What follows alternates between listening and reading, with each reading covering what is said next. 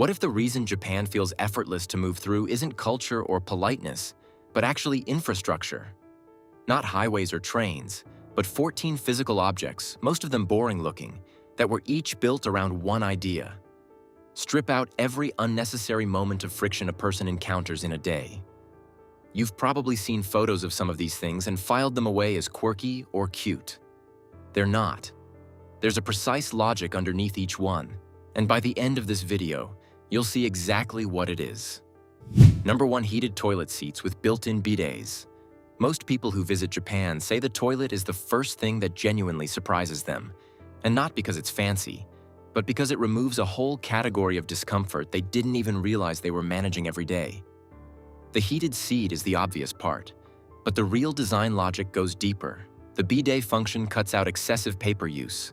The seat sensor detects when you sit down and activates automatically, and the whole unit is built so you never have to touch more surfaces than necessary. Number 2, transparent umbrellas for better visibility. The transparent vinyl umbrella, called a vinyl kasa, became the default umbrella in Japan for a reason that has nothing to do with looks. Walk through a packed train station in the rain with a solid colored umbrella, and it cuts off your peripheral vision completely. You can't see who's about to step into you, you can't see the platform edge, and you can't see the gap between your umbrella and the person next to you. The transparent version removes that blind spot, so you still see everything around you at eye level and above while staying dry. Number 3, bento boxes with portioned compartments. A bento box looks like a container.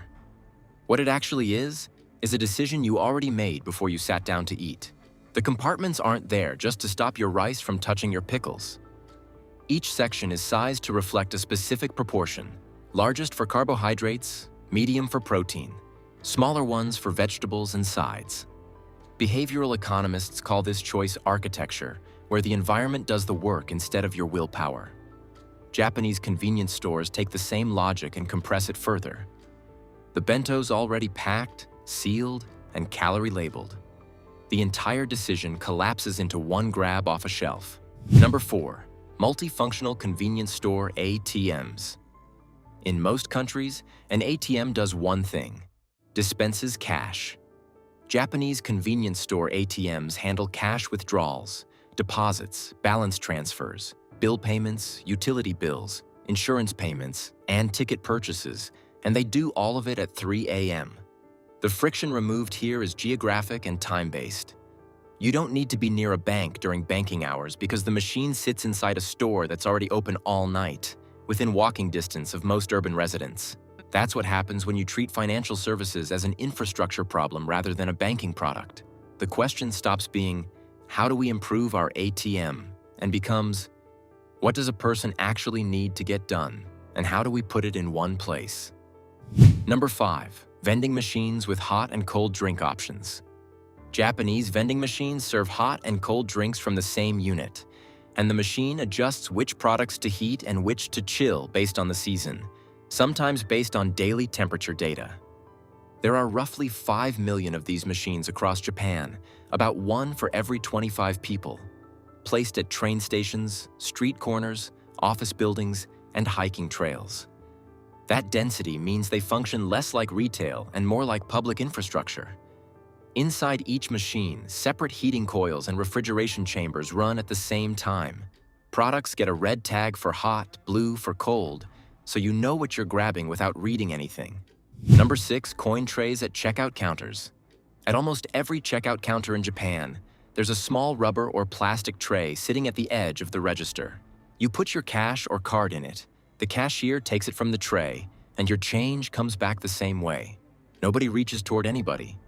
What that tray actually solves is the micro-negotiation that happens every time 2 people exchange physical objects. Who extends their hand first? Is the other person ready?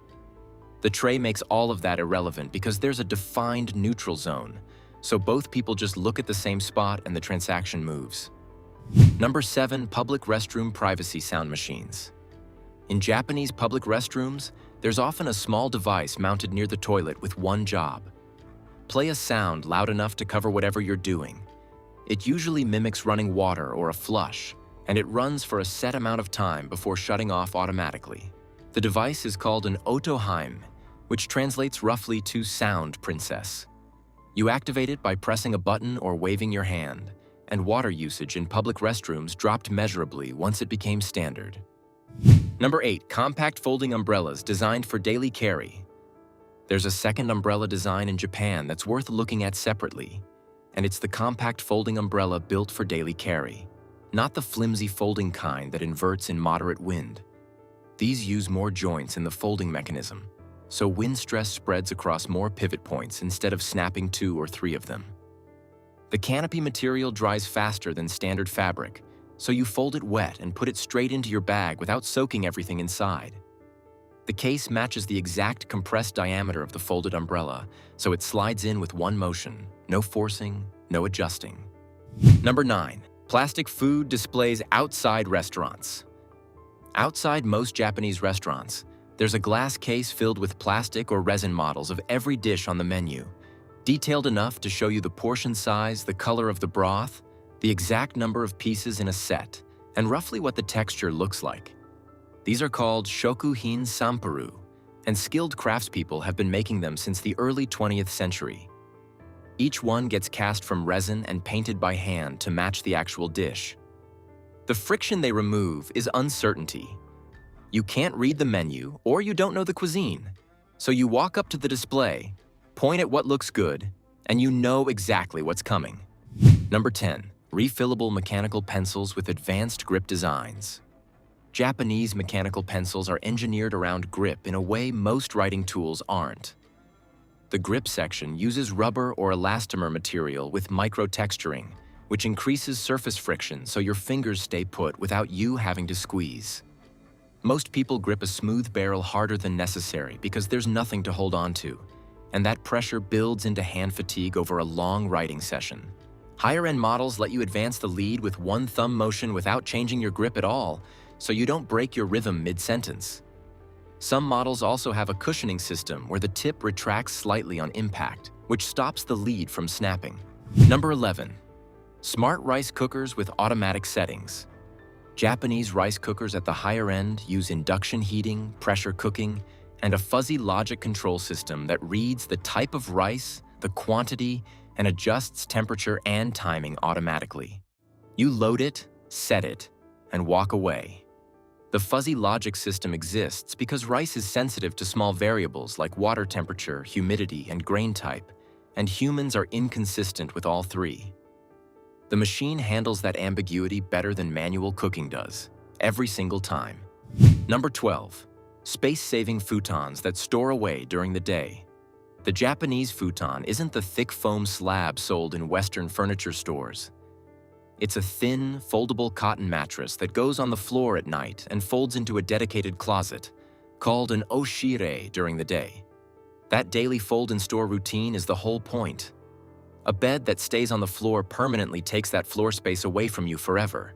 So in a small Tokyo apartment, a futon means your bedroom is actually a living room, a workspace, or whatever you need for the 16 hours you're not sleeping in it. Number 13. Tactile paving built into sidewalks and train stations. The yellow tactile paving built into Japanese sidewalks and train station floors runs on no power, needs no signal, and asks nothing from the person using it except the ability to feel the ground underfoot. Two patterns do all the work. Raised dots mean stop, usually at a platform edge, a curb, or an intersection. Raised bars mean go, running along the safe path of travel. Learn those two textures once, and you can navigate any station in the country. Number 14. Compact K-cars designed for crowded cities. K-cars have a legal maximum length of 3.4 meters, a maximum width of 1.48 meters, and a 660 cubic centimeters engine. And they're the most popular vehicle category in Japan. The size isn't a compromise, it's a spec built around the actual roads.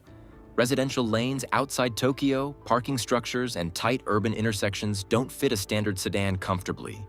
So the K-car dimensions match what the environment actually allows. Every object in this list started with the same question. Where does the friction actually happen? And what's the smallest fix that removes it? That's the method. Not a cultural trait, not a national personality, just a repeatable process of looking at something a person does every day and asking what makes it harder than it needs to be.